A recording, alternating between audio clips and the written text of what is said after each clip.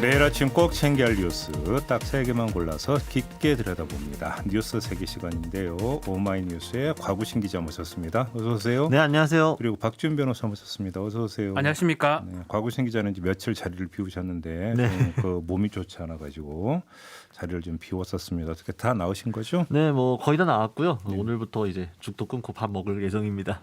네, 장이 탈이 나가지고요. 네, 자 첫 번째 뉴스 가보죠. 네, 이재명 경기도지사가 경기도민들에게 1인당 10만 원의 재난 기본소득을 지급하기로 밝혔죠. 시점은 설 연휴 전까지 하겠다고 했습니다. 이 기본소득을 자기 브랜드화하면서 재난지원금 보편 지급을 역설해왔던 그가 이제 직접 움직이기 시작한 셈인데요. 결국 재난지원금을 이야기하는 이재명 지사를 향한 민주당 내 불편한 시각도 존재하면서 논란입니다. 뭐 자칫 국가 방역망에 혼선을 줄 수 있다라거나 지나친 자기 정치라는 지적이 나오는 건데요. 이를 의식한 것인지는 모르겠지만 당초 원래 오늘 열리기로 했던 기자회견을 이재명 지사가 돌연 취소했습니다. 오늘은 이제 문재인 대통령의 신년 기자회견이 있는 날이기도 하고 당내 반발이라든가 좀 정치적 고려가 있었던 것으로 추정이 되는데요. 언론 보도를 종합해 보면 경기도는 이 지급 방침에는 변함이 없다라는 입장을 견지하면서도 기자회견은 사정상 취소했다. 추후 발표 일정은 여러 상황을 두고 검토하겠다라고 이야기했습니다.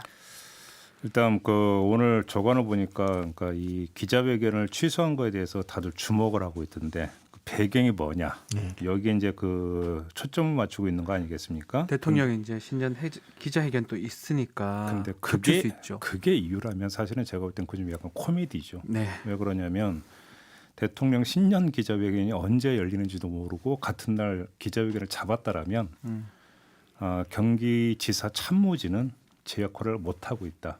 왜 이렇게 이야기도 되는 거예요? 그건 사실은 코미디 아닙니까? 원래부터 정해져 있는 거거든요, 사실은. 그렇게 본다면 사실은 그게 그러니까 이유의 전부냐? 그게 이유의 전부라면 제가 볼 때는 좀 문제가 심각하다고 봐야 되는 것 같고요. 그게 아니라 다른 이유가 있다면 네. 언론은 좀 여기에 초점을 맞추고 있는 것 같은데 관련 보도로 보니까 오늘 그 오전에 민주당이 이제 그 지도부 비공개 지도부 회의에서 이 문제를 논의를 한다. 네. 지금 이런 보도가 나오고 있더라고요. 그렇죠. 그런 점에서 어떤 게 그 지도부 차원에서 이제 최초 입장 조율에 좀 들어간 것 같은데 그거를 좀 기다리는 거 아니냐? 맞죠. 좀 이재명 지사 SNS에 밝힌 바는 그런 겁니다. 공식 입장, 당론이 정해진다면 그 당론에 따르겠다라고 하고 특히 최고위원 일부가 지금 상당히 좀 이재명 지사 행보에 대해서 반발하는 경우가 있거든요. 뭐 김종민 최고위원, 김종민 최고죠. 예. 예. 그래서 그게 확정적으로 의사 결정이 된다면 본인도 뭐 당원 민주당원의 한 명이기 때문에 굳이 그렇게 뭐 하진 않겠다라는 뉘앙스로 이제 SNS 글을 쓴 바가 있기 때문에 그것도 한번 지켜보겠다는 뜻으로 보입니다. 그러니까 이제 이 재난지원금의 지급 방식을 두고 민주당 내에서 일어나고 있는 논란, 논쟁이 있겠습니다만 이런 저건 정책적인 측면과 더불어서 동시에 차기 대권 주자로서 이재명 지사의 위상 그리고 지금 이낙연 대표의 위치 등이 함께 고려돼 가지고 좀 정치 역학적인 부분도 함께 얽혀 있는 거라고 해석이 많이 되거든요. 그러다 보니까 이게 당내 반발을 우려한 오늘 기자회견 취소다라는 보도들이 많이 나오고 있는데 결국 이재명 지사 입장에서도 이런 당내 갈등이 부각되면 부각될수록 본인에게 굳이 좋은 건 없거든요. 그러니까 자기 브랜드를 가져가면서도 최대한 당내에 자기 편을 많이 만드는 과정들이 필요한데 이를 위한 사전 정지 작업이 좀 필요해서 일단 기자회견을 미룬 게 아닌가. 이게 자칫 이렇게 반발이 큰 상황에서 대통령 기자회견과 같은 날 하게 되면 오히려 본인이 너무 이 기본소득이라든가 재난지원금을 본인의 정치적인 이해관계를 위해서 하는 것처럼 대권의 가도를 위해서 하는 것처럼 읽혀지지 않을까 이런 점을 우려한 건 아닐까 싶기도 해요. 제가 볼 때는 그 이재명 지사 쪽이 당하고 밀당에 들어갔다면 대통령 신년 기자회견 날 기자회견을 하겠다라고 밝힌 것 자체도 밀당의 일환이라고 볼 수 있죠. 그럴 수도 있겠죠. 예. 왜 그러냐면 밀당 차원이라고 한다면 치고 빠져야 되는 거 아니겠습니까? 그러기 위해서는 빠지기 위한 명분이 있어야 되는 거죠. 그거를 대통령 신년 기자회견과 일정이 겹친다는 걸로 잡았을 수도 있다. 네, 그럴 수도 있겠습니다. 그렇다고 볼 수도 있겠죠. 그렇게도 해석될 여지가 있는 거 아니겠습니까? 네, 충분히 그렇게 들죠. 근데 한편으로는 사실은 권한이 과연 누구한테 있을까? 지자체장이 할 수 있는 부분이긴 하거든요. 다만 예산 자체가 국가랑 뭐 연동하는 게 정부랑 연동한 게 맞기 때문에 또 그런 측면도 있는데 글쎄요, 뭐 이재명 지사 입장은 아주 처음부터 끝까지 확실하잖아요. 보편, 기본 이런 거. 네. 그다 설 전에 만약에 이 단계가 조금 떨어진다 그러면 사람들이 좀 많이 움직일 거고 뭐 지금만큼은 아니겠지만 움직인다고 하면 또 그때가 중요한 또 시점이라서 설 전에 하겠다라는 그런데- 뜻으로 보입니다. 근데 사실은 당과의 밀당도 제가 볼 때는 좀 약간 이해하기 힘든 부분이 있는 게 그러면 예를 들어서 당에서 보편 지급 반대하니까 지급하지 말라라고 대놓고 못하죠. 압박을 할 수도 없는 거고 못합니다. 예. 지금 이미 다른 지자체도 있지 않습니까? 물론 이제 기초단체 같은 네. 경우 또 거꾸로 그러니까 이재명 지사 입장에서는 당이 그러면 저 지급 안 할게요. 후퇴할 수도 없는 거 아닙니까? 네. 그잖아요. 그렇죠. 네. 그러니까 접점이 어디서 생기느냐라는 문제라는 거겠죠. 그렇죠. 그리고 시기 조율이라든지 네. 뭐 네. 이런 문제 정도가 되고 이게 뭐 취소냐 백지화냐 이런 성질의 문제로 그렇게 가요. 되기는 사실 쉽지 않아요. 예. 쉽지는 않습니다. 아무튼 좀 지켜보죠. 네. 이제 오늘 그 이제 당에서 뭐좀 조정이 있을 거라고 하니까 어떤 결과가 나올지 좀 봐야 될 것 같습니다. 자, 두 번째 뉴스로 가보죠. 네, 오세훈 전 서울시장이 당초 조건부 보궐선거 출마를 접고 본격적으로 출마를 공식화했습니다. 어제 기자회견을 열고 조건부 출마 선언을 했던 거에 대해서는 사과를 했지만 2011년도에 무상급식 주민투표 무산으로 인한 시장직 중도 사퇴에 대해서 사과까지 하지는 않았습니다. 그는 이제 대권에 대한 생각은 없다라고 강조도 했는데요. 이제 국민의힘 내에서는 나경원, 오세훈 그리고 국민의힘 밖에서 안철수 대표까지 범보수 야권의 빅3 구도가 완성이 된 셈입니다. 오세훈 전 시장이 전면에 나서게 된 것은 결국 국민의힘과 국민의당 사이에 통합 논의가 사실상 물 건너갔기 때문 아닌가 싶은데요. 안철수 대표 역시 국민의힘 입당이라든가 국민의힘 내 경선 참여에 대해서 부정적인 입장을 여러 차례 드러냈기 때문에 결국 야권 단일화 자체 일정이 늦춰지게 되었고 이를 명분 삼았던 오 전 시장도 나서게 된 거 아니냐 이런 해석들이 많습니다. 하지만 일단 미뤄졌을 뿐이고 결국 민주당을 이기기 위해서는 어떤 방식으로든 단일화가 필요하다는 야권의 공감대가 크기 때문에 앞으로의 향후 단일화까지 이슈몰이를 바탕으로 컨벤션 효과를 누릴 수 있을지 아니면 오히려 과열되어서 서로 공멸하는 길로 갈지는 지켜봐야 될 것 같습니다. 지금 민주당에서도 박영선 장관의 출마가 이제 거의 기정사실로 굳어지고 있다고 보고 1월 안으로 한다 네. 했으니까요. 그러니까 언론이 벌써 이름 붙였던데요. 야권은 안 오나, 그렇죠? 민주당은 우박. 네, 딱 이름 정했습니다. 하여간 장명은 기가 막히게. 우박 안 오나거든요. 네. 네. 아, 우박 안 오나가 네, 되는 겁니까? 우박 오면 농작물의 피해가 큽니다. 네, 그렇게 지금 정해져 있는데 네. 일단 뭐 오세훈 전 시장 입장에서도 지금 상황이 녹록치가 않아요. 좀 이게 조건부 불출마인지 조건부 출마인지 좀 말들이 많았는데 결국은 안철수 대표가 도르지 않는 상황이 돼버렸기 때문에 출마를 할 수밖에 없는 상황이고 계속 끌다가는 본인의 모양새가 상당히 이상해질 수 있기 때문에 네. 뭐 어쩔 수 없이 지금 아마 출마를 한 게 아닌가. 조건부 이제 출마가 아닌 정식 출마로 지금 바꾼 걸로 보입니다. 나경원 의원도 지금 출마를 했고 세 사람이 계속은 아니지만 당분간은 좀 같이 가는 모양새가 아닐까 생각이 듭니다. 그러니까 이제 문제는 이제 그 관전 포인트는 뭐 안철수 대표의 국민의힘 입당 내지 국민의힘 경선 참여는 거의 물 건너갔기 그렇죠. 때문에 끝난 것 같아요. 당분간은 오세훈, 나경원 대 안철수의 구도에서 그렇죠. 치고받기가 이루어지겠죠. 그 치고받기가 이제 온도가 어디까지 올라가느냐. 그래서 그게 이제 그 막판 단일화 협상이 만약에 이루어진다면 거기에 어떤 영향을 미칠 것인가. 그렇죠. 이걸 봐야 되는 거 아니겠습니까? 그렇게만 된다면 뭐 야권 입장에서는 상당히 긍정적이에요. 뭐 김종인 위원장이 그런 그림까지 그린지 모르겠지만 상당히 컨벤션 효과가 생기고 치고 받으면서 그 예선에서 막 힘겹게 싸우면 흥행이 되는 거거든요. 네. 그렇게 된다면 이제 문제가 잘 풀리는 건데 단일화가 많이 안 된다 그러면 그러면 이제 사실 상당히 문제가 또 될 수가 있죠. 다 나온다 그러면 민주당이 상당히 유리해지기 때문에 지금 상황으로는 뭐 이슈몰이는 될 것 같습니다. 당분간은.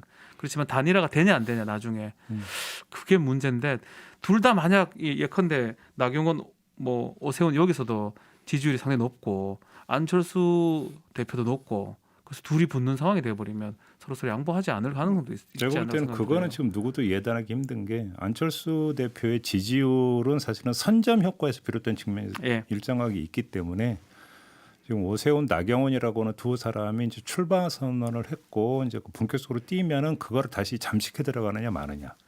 그래서 안철수 대표의 이제 지지율 변화 추이를 봐가면서 아마 조율을 하지 않겠습니까? 그럼에도 불구하고 안철수 대표의 지지율이 일정하게 어떤 기반을 갖춘 상태에서 좀 공고한 측면이 있다고 본다면 네. 단일화 협상으로 나갈 수밖에 없을 것이고. 그렇죠. 국민의힘 입장에서는요. 예. 그렇죠. 이제 그게 아니라 이제 이게 좀 무너진다라고 판단한다면 김종인 위원장에 대한 3자 구도로도 그렇죠. 이길 수 있다라는 어떤 그 주장이 더 힘을 얻을 수도 있게 되는 거죠. 그래서 제가 볼 때는 지금 단일화는 예단할 알 단계는 수가 아니다. 없죠. 그렇게 보는 게 맞을 거 아닐까요? 네, 맞습니다. 3자로 간다 말은 저렇게 하지만 3자로 가기를 원치는 않을 것 같아요. 물론군요. 예. 네, 근데 이제 그렇지 않을 3자 구도로 그러니까 누구도 원하지 않을 겁니다. 야권에서는. 그러니까 근데 본인을 중심으로 한 단일화를 모두가 꿈꾸고 있기 때문에 그렇죠. 두쪽 다. 네, 특히나 지금 야권은 좀 자신감이 올라와 있는 상태거든요. 왠지 이번에 해볼 만하다, 이번에 이길 수 있다라는 게 있다 보니까 본인들의 당선 가능성을 생각하고 다 예전에 대권으로 분류됐던 이들이 모두 뛰어든 거 아니겠습니까? 그렇게 되면은 출사표를 던졌는데 본인이 직접 중지부 결승전까지 달리고 싶은 마음이 누구나 클 것이고, 야권이 해볼 만한데 내가 이대로 물러나야 돼라는 생각이 커지면, 그 유혹이 커지면 커질수록 단일화 시점이 너무 늦어지거나 혹은 단일화 자체가 무산될 가능성도 여전히 존재한다. 그렇게 되면 뭐 선거판이 더 혼란스럽게 되겠죠. 그러니까 이제 보통 또 선거의 논리가 있잖아요. 선거는 뜨거워지게 돼 있지 않습니까? 네. 뜨거워지다 보면 감정이 발동하고, 그렇죠. 감정이 발동하다 보면 상하게 돼 있고. 공격을 하고 네. 이러니까. 그러니까 아까 그래서 이제 아까 그 온도가 어디까지 올라가느냐가 중요하다고 하는 게 바로 그거 아니겠습니까? 결국은 정치도 사람이 하는 것이기 때문에 맞습니다. 예. 그분들 같은 경우도 변수라고 봐야 되겠죠. 아무튼 뜨거울 것만은 분명할 것 같아요. 엄청 뜨거울 것 같습니다. 너무 뜨거우면 손 대니까요. 이제 그게 이제 기와점을 돌파하느냐 마느냐 이 문제가 있는 거겠죠. 자, 마지막 뉴스로 가보죠. 네, 일부 육군 부사관들이 남영신 육군참모총장을 국가인권위원회에 진정을 넣었습니다. 앞서 남영신 총장은 지난달 21일에 주임 원사들과 가진 화상회의에서 나이로 생활하는 군대는 아무 데도 없다. 나이 어린 장교가 나이 많은 부사관에게 반말로 명령을 지시했을 때 왜 반말로 하냐고 접근하는 것은 군대 문화에 있어서는 안 된다.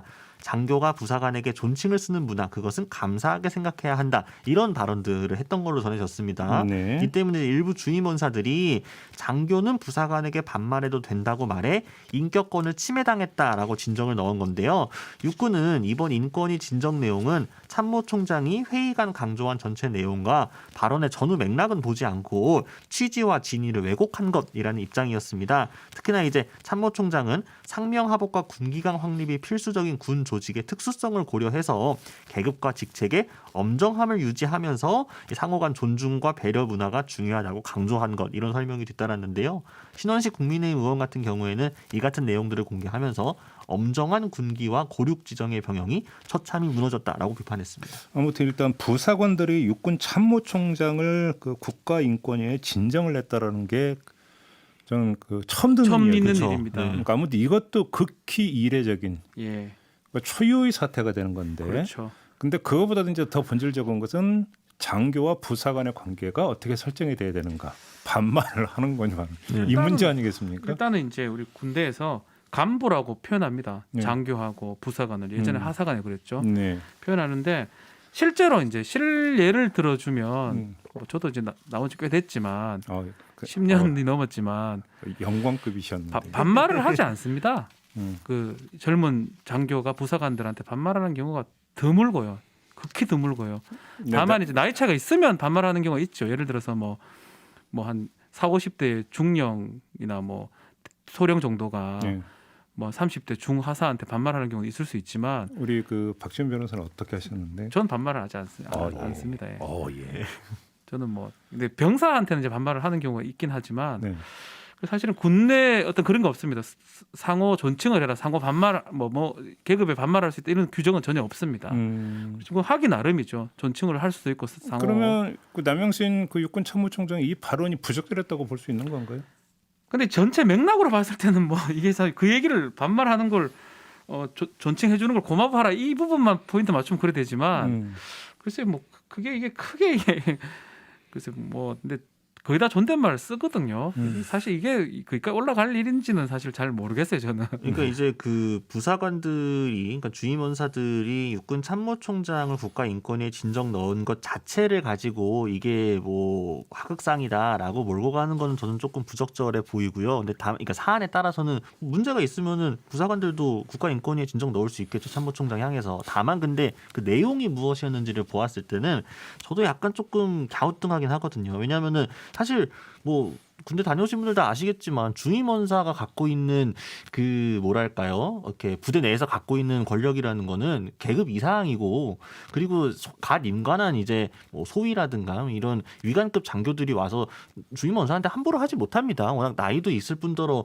소위 말하는 그 경력이 좀 있었으니까 군대에서 그 밥을 먹어온 그러다 보니 원래 안 그래도 장교가 부사관에게 나이가 많은 부사관에게 존중하는 문화가 어느 정도 원래 있었고 근데 또 이거를 악용해 가지고 오히려 계급이 낮음에도 불구하고 일부 부사관들이 나이와 이 경력을 가지고 일부 젊은 장교들을 함부로 대하는 경우들도 오히려 있거든요. 그러니까 이게 그래도 군대에서는 계급을 통한 어쨌든 상명하복의 기본적인 질서가 필요한데 이 질서를 혼란스럽게 하는 것까지는 문제가 아니겠냐 이런 식으로 저는 취지로 해석이 되고 이게 반말이 문제라고 하면 저는 그러면 이 주임원사분들은 병사들한테 어떻게 하는지 좀 궁금해요. 병사들한테 다 존칭하면서 지시하고 하시나요? 그런 사람 잘 없죠. 아니잖아요. 예. 뭐 그럼 본인의 뭐 나이 차이가 있고 계급 차이가 있어서 병사들은 함부로 대하면서 장교들한테는 대우받고 싶다. 저는 이거는 조금 문제가 있지 않나. 근데 생각이 지금 듭니다. 이제 이게 이제 항상 이제 발언이 이제 그 파문을 불러일으키면 발언의 이제 맥락을 봐야 된다고 하는 건데 네.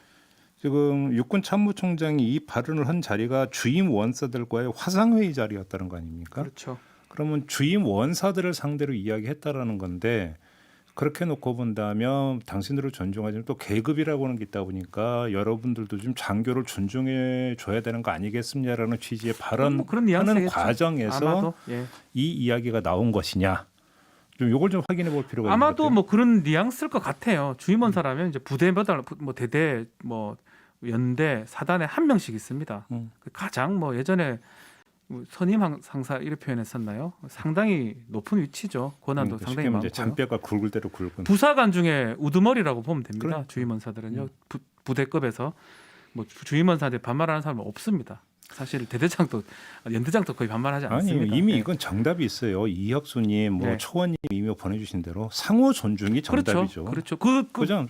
부대 규정도 상호 존중 배려가 있습니다. 육군 네. 규정이나 이런 데 그렇게 돼 있기 때문에 네. 그 존중이라는 거에서 반말을 해라, 존댓말을 쓰라 이 부분은 없지만 필요하다면 저는 그냥 다 존댓말 써도 그게 문제가 없는 거거든요, 사실은. 또 옆 부대에 있는 부사관이면 반말하지 않습니다. 같은 부대에 이제 필요상 뭐 어떻게 명령하기 위해서 하는 거지.